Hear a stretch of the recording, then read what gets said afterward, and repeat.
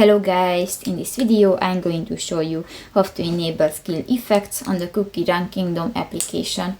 But first of all, I just want to mention, please don't forget to subscribe to our channel, because at 100,000 subscribers we are going to show you our YouTube revenue statistics and growth strategy, how to make money online. So let's jump into it.